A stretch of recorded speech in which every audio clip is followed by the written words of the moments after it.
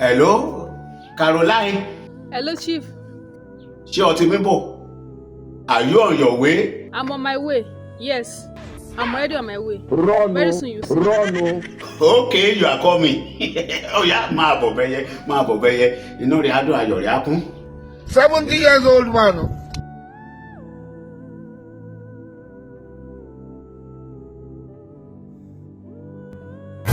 Jẹ́ kó gbà lónìí wípé ọkùnrin ni àdá. Kókó samba.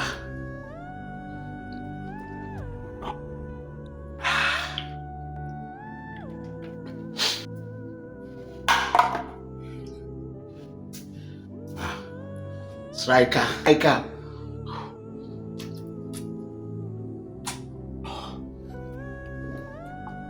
Apostle, we hear of this.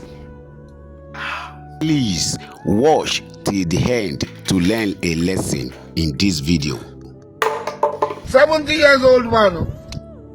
Jẹ́ kó mọ̀. Lẹ́ni lọ máa mọ̀. Not mọ̀ nothing. Jẹ́ kó mọ̀.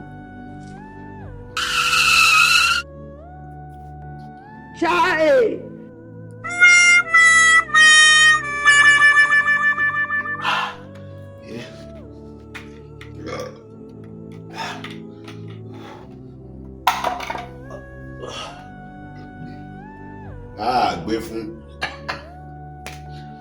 Gbé fún.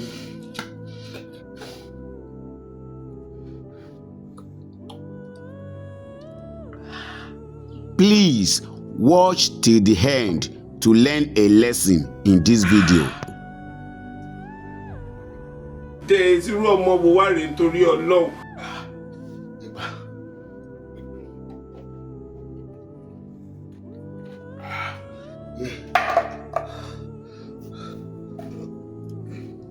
Stone. Wọ́n máa dúró bí òkúta.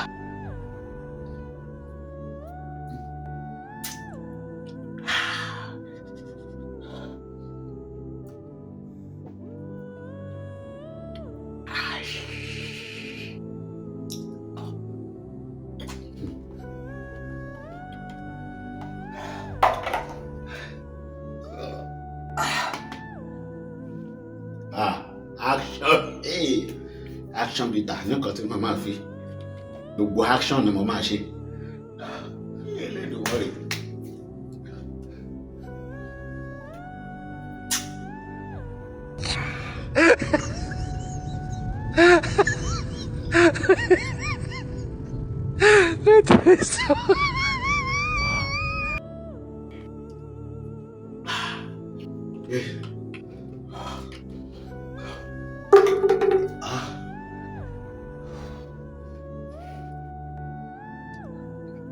Please watch till the end to learn a lesson in this video. Alẹ́ jẹ́ double action.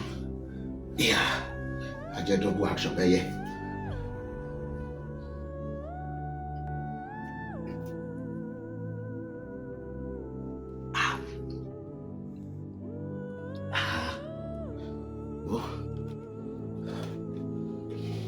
Jẹ̀dí.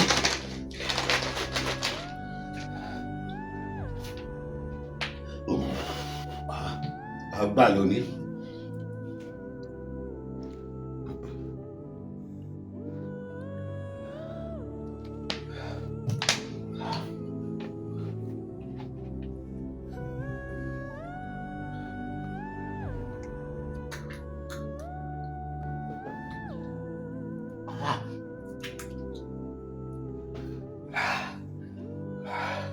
Please watch till the end to learn a lesson in this video.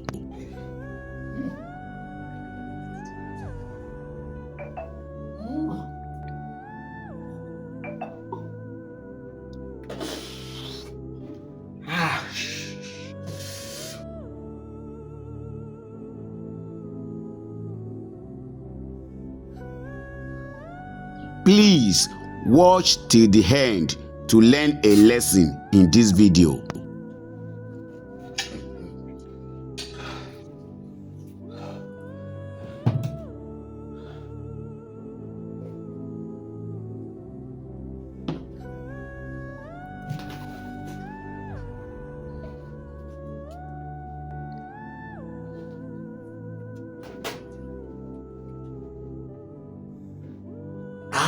ọmọ yẹ kóró.